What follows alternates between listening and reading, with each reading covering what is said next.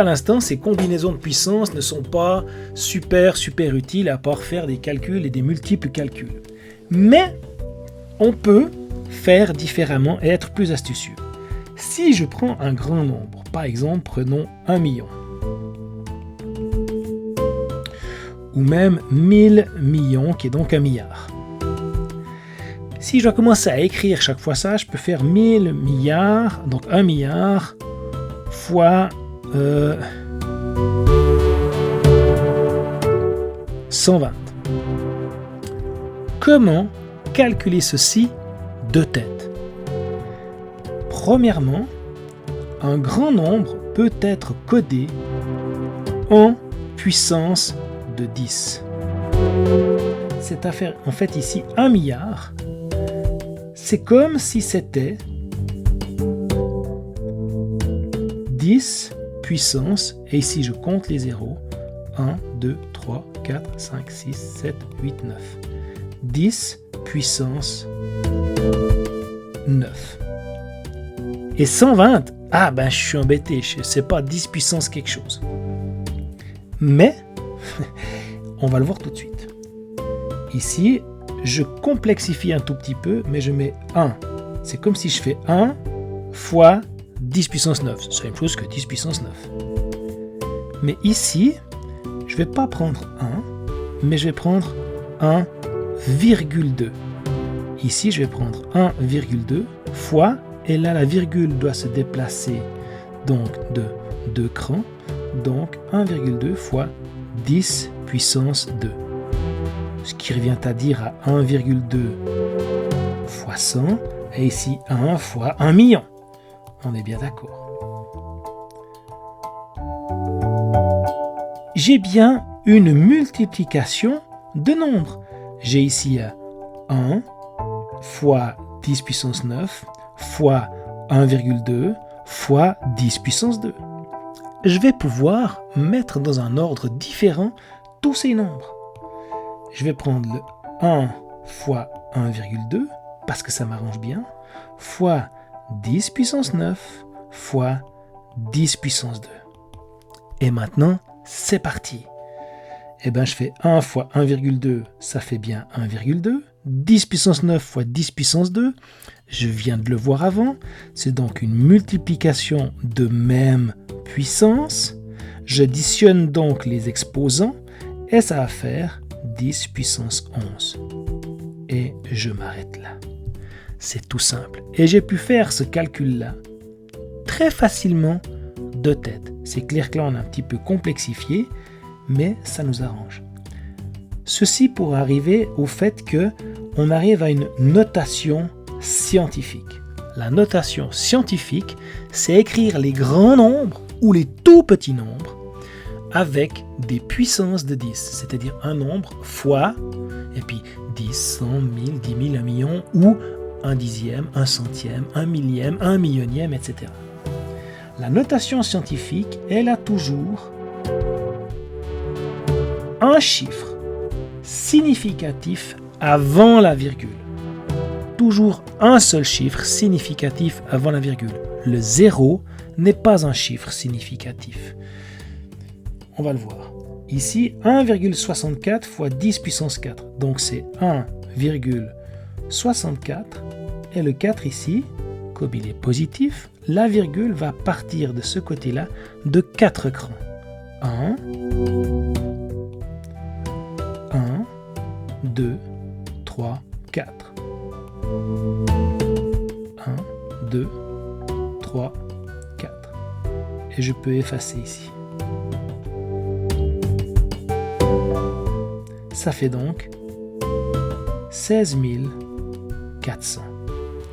Même chose ici, si je dois coder ce nombre en puissance de 10, je vais prendre un chiffre significatif avant la virgule. Donc j'écris 1,2325. Si je veux, je peux m'arrêter avant. Et si je mets ma virgule ici, elle devrait se déplacer de 1, 2, 3, 4, 5, 6, 7, 8. Même chose ici. Ici, j'ai un tout petit nombre. Je vais d'abord mettre un chiffre significatif après la virgule, avant la virgule. Donc j'ai 8,42. Mais là, mes virgules ne se déplacent pas dans ce sens, elles se déplacent dans ce sens. Donc on va remonter, on va aller sur la gauche, donc on va être un nombre négatif. Et là, elle va se déplacer de 1, 2, 3, 4, 5, 6, 7. Donc je vais écrire fois 10 puissance, et comme elle va dans l'autre sens, moins 7. Ici, 5,21 fois 10 puissance moins 8. J'ai écrit mon 5,21. Et comme ici c'est moins 8, la virgule doit partir de 8 crans dans ce sens-là. 1, 2, 3, 4, 5, 6, 7, 8. Je remarque qu'il est quand même beaucoup plus aisé d'écrire un nombre en puissance de 10 que de l'écrire de manière naturelle à la main. L'avantage de ces puissances de 10 va me permettre de calculer des grands nombres ou des petits nombres de manière nettement plus facile en combinant ces puissances de 10 entre elles. Comme on vient de le voir avant, 1 fois 10 puissance 9 fois 1,2 fois 10 puissance 2, je vais finalement combiner ces nombres et combiner les puissances de 10 pour arriver à ma réponse. Prenons un petit exemple tout à fait pratique avec un certain monsieur Jeff Bezos, qui est actuellement, je crois, la plus grande fortune mondiale. On peut le voir ici, Jeff Bezos, qui est donc, voilà, il est né en 64 et il a été classé le 25 juillet 2021 avec 209,2 milliards de dollars américains. Donc si je reprends, il est né en 1964, c'était en 2021 qu'il était classé et il était classé à 202,9 milliards. Pourquoi tout ça? Eh bien, on va simplement calculer combien est-ce qu'il gagne et combien est-ce qu'il a gagné, par exemple, à la minute ou à la seconde. Ce monsieur, ce qui va faire un petit peu beaucoup, on va le voir. C'est parti. Déjà, je code ceci en puissance de 10. Donc, je rappelle un seul chiffre après la virgule, donc 2,029, c'est des milliards. Les milliards, on l'a vu tout à l'heure, c'est 10 puissance 9. Donc là, il y a encore, ici, la virgule se déplace de 9 crans. Et je vais en rajouter 2, donc fois 10 puissance 11. Combien d'années se sont-ils écoulées entre 1964 et 2021? Je vais donc calculer 2021 moins 1964. Ça nous fait donc 57 ans. Il y a ici 57 ans. 57 ans, on va calculer combien ça fait de secondes. Donc ça fait 57 années à 365 jours. Je mets 25 parce que je compte les années bissextiles. Fois 24 heures, fois 60 minutes, fois 60 secondes.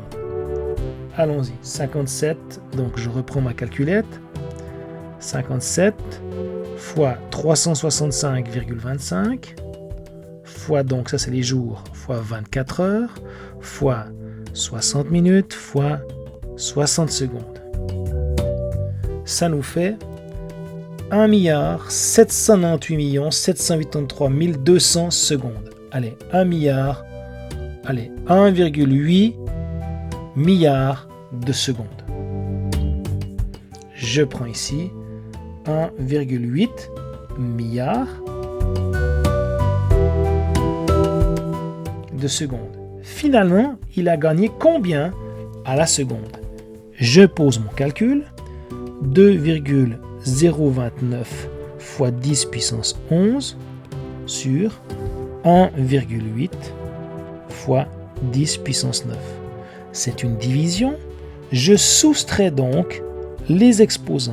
Donc à la fin, j'aurai quelque chose de fois 10 puissance 11 moins 9, 2.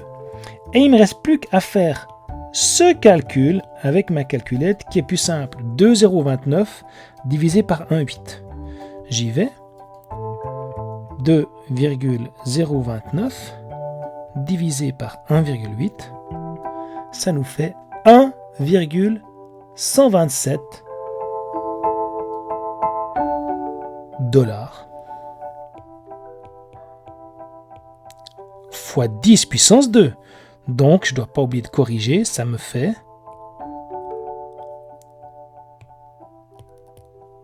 112 dollars à la seconde. C'est simplement énorme. En fait, dans ces puissances de 10, ce qui est difficile, c'est juste de comprendre le problème et après de le coder en puissance de 10. Après, le calcul reste tout simple. On peut très bien mettre des chiffres petits ou des chiffres grands, ça ne change rien.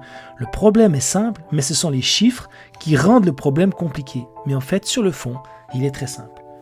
Bonne chance avec tes puissances et tes puissances de 10, et on se revoit une prochaine fois pour une prochaine capsule.